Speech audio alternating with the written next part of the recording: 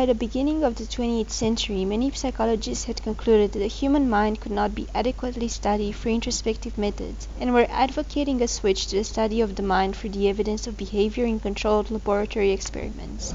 John Watson was not the first advocate of this behaviorist approach, but he was certainly the most conspicuous. In a career cut short by his marital infidelity, he became one of the most influential and controversial psychologists of the 20th century. Through his work on the stimulus-response learning theory that had been pioneered by Thorndike, he became regarded as the founding father of behaviorism, and he did much to popularize the use of the term.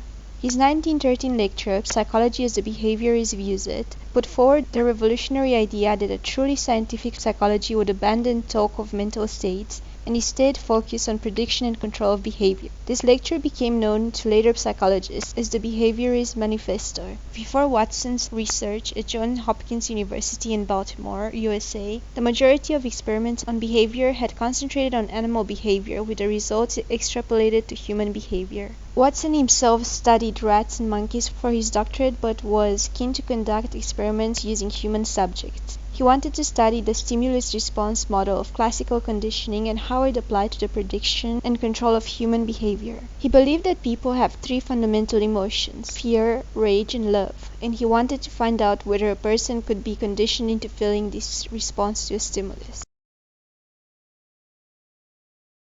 With his research assistant Rosalie Rayner, Watson began a series of experiments involving Albert B., a 9-month-old baby chosen from a local children's hospital. The tests were designed to see whether it is possible to teach an infant to fear an animal by repeatedly presenting it at the same time as a loud, frightening noise.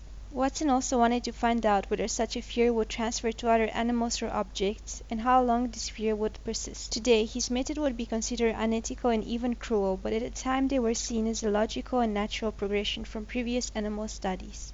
In the now famous Low Albert experiment, Watson placed the healthy but whole, solid and unemotional baby Albert on a mattress and then observed his reactions when introduced to a dog, a white rat, a rabbit, a monkey, and some inanimate objects, including human masks and the burning paper. Albert showed no fear of any of these animals or objects and even reached out to touch them. In this way, Watson established a baseline from which he could measure any change in the child's behavior towards the objects.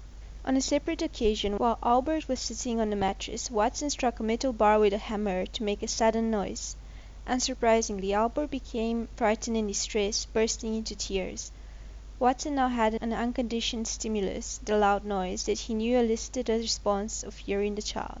By pairing this with the sight of the rat, he hypothesized that he would be able to condition little Albert to become afraid of the animal. When Albert was just over 11 months old, Watson carried out the experiment. The white rat was placed on the mattress with Albert. Then Watson hit the hammer on the steel bar when the child touched the rat. The child burst into tears. This procedure was repeated 7 times over 2 sessions, 1 week apart, after which Albert became distressed as soon as the rat was brought into the room, even when it was not accompanied by the noise. By repeatedly pairing the rat with the loud noise, Watson was applying the same kind of classical conditioning as Pavlov had in his experiments with dogs. The child's natural response to the noise, fear and distress, had now become associated with the rat. The child had become conditioned to respond to the rat with fear. In terms of classical conditioning, the rat was initially a neutral stimulus eliciting no particular response. The loud noise was an unconditioned stimulus that elicited an unconditioned response of fear. After conditioning, the rat had become a conditioned stimulus eliciting the conditioned response of fear. However, this conditioning seemed to go deeper than simply fear of the white rat, and appeared to be far from temporary. In order to test whether Albert's fear had generalized or spread to other similar objects, he was reintroduced to white furry things, including a rabbit, a dog, and a sheepskin coat. 5 days after the original conditioning, Albert showed the same distress and fearful response to these as to the rat. In this experiment, Watson demonstrated that human emotions are susceptible to classical conditioning. This was a new finding because previous stimulus-response experiments had focused on testing the learning of physical behaviors. Watson had discovered that not only can human behavior be predicted, given certain stimuli and conditions, it can also be controlled and modified. Further check of Albert's reactions to the rat, rabbit, and dog 1 month later suggested the effects of this conditioning were long-lasting, but this could not be proven as Albert was soon after removed from the hospital by his mother.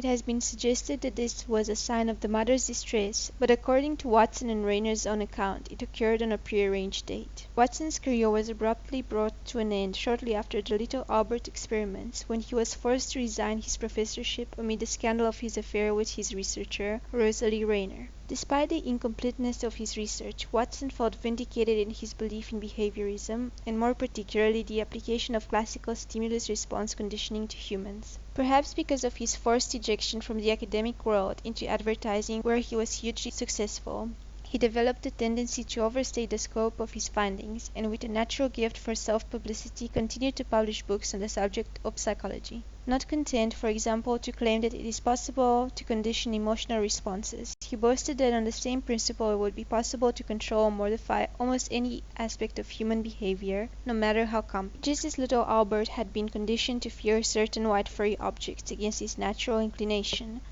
Watson believed that anyone, regardless of their nature, can be trained to be anything. He even boasted in his 1924 book Behaviourism, "Give me a dozen of healthy infants, well formed, in my own specified world to bring them up in, and I'll guarantee to take any one at random and train him to become any type of specialist I might select: doctor, lawyer, artist, merchant chief, and yes, even beggarman and thief, regardless of his talents, pensions, tendencies, abilities, vocations, and race of his ancestors." In the nature versus nurture debate, Watson was firmly on the side of nurture. Unable to continue his university research, Watson popularized his ideas on behaviorism by turning his attention to the business of childcare. It was in this that his views proved to be most publicly influential and eventually most controversial. Predictably, he advocated a strictly behaviorist approach to bringing up children, and throughout the 1920s and 30s, his many books on childcare became immensely popular. In retrospect, it is easy to see that his approach based on extreme emotional detachment was at best misguided and potentially damaging, but his methods were adopted by millions of parents, including Watson and Rosalie Rayner themselves. The child, Watson believed, is shaped by its environment, and that environment is controlled by the parents. In essence, he saw child raising as an objective exercise in behavior modification, especially of the emotions of fear, rage, and love. Perhaps understandably, given his own unhappy childhood, he dismissed affection as sentimental, leading to over-dependence of the child on the parent.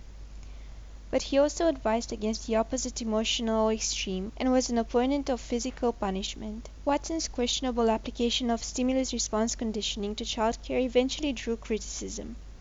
Later generations viewed the approach as manipulative and uncaring, with an emphasis on efficiency and results rather than on the well-being of the child. The long-term damage to children brought up according to Watson's behaviorist model became apparent only gradually, but was significant. The popularity of his books as childcare bibles meant that a whole generation was affected by what can now be seen as dysfunctional upbringing. Even Watson's own family suffered. Rosalie eventually saw the flaws in her husband's child-rearing theories and wrote a critical article for Parents magazine entitled, "I am the mother of a behaviorist son." Alternative approaches to childcare soon appeared, even among committed behaviorists.